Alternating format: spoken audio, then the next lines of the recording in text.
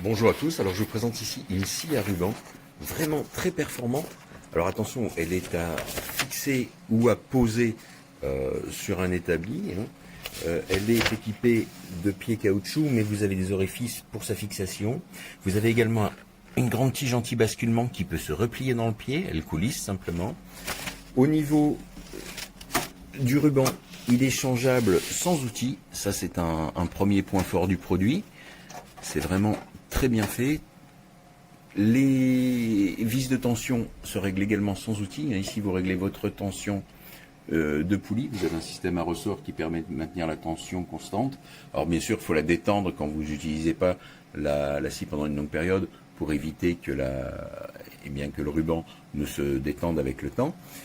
Ici, vous avez donc des fermetures sécurisées au niveau des capots.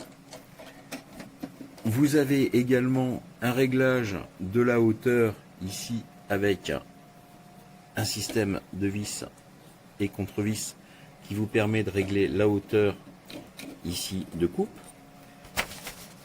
D'accord. Alors la hauteur de coupe c'est de 245 mm, donc vous voyez qu'elle est quand même une capacité intéressante. La puissance du moteur est de 400 watts.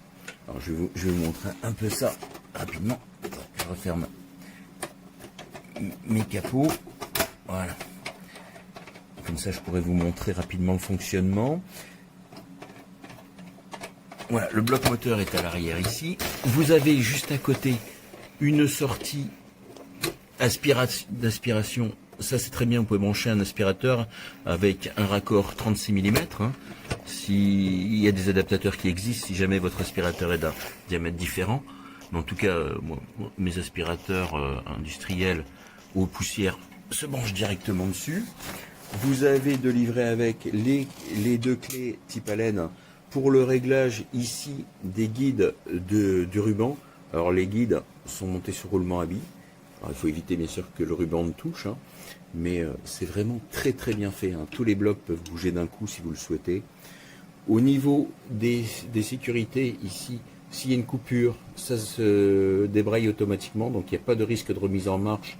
Si par exemple vous avez une brève coupure de courant, la scie ne va pas redémarrer brutalement toute seule, il faudra appuyer sur le bouton. Ici vous avez un éclairage LED, bien pratique. Vous avez ici un guide horizontal, et vous avez également, alors je l'ai posé sur le côté ici, donc cette butée angulaire qu'on peut accrocher ici. Vous avez un outil ici pour pousser, pour pas prendre de risque, quand vous poussez des planches, c'est pour des coupes droites, vous pouvez vous servir de ce poussoir là. Voilà. Alors la butée angulaire, elle se place simplement dans la rainure, et vous pouvez donc régler l'angle d'inclinaison de plus ou moins 60 degrés. Alors, point important, la grande table qui fait 34 cm par 33,5 cm est inclinable en continu de 0 à 45 degrés. Alors pour ce faire, vous avez une vis ici qui est, hop, je vais y arriver, en dessous ici. Ouais. Une vis sans outil, encore une fois.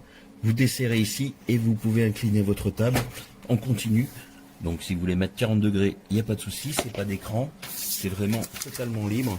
C'est vraiment très très bien fait. Alors ici, la butée parallèle, là, j'ai oublié de vous mentionner le fait que vous avez un système de serrage rapide. Vous pouvez débloquer, la faire coulisser. Vous avez ici une réglette qui vous permet d'avoir des distances précises. Et pour resserrer, vous baissez votre levier, tout simplement, et ça ne bouge plus. Vraiment, elle est très efficace. Au niveau du silence de fonctionnement, c'est exemplaire, la stabilité aussi. On simplement route ici. Vous voyez, une fois qu'elle est bien réglée, c'est vraiment très silencieux. La coupe est nickel, elle est vraiment géniale. Franchement, un appareil qui, pour le prix, me semble d'une très bonne qualité.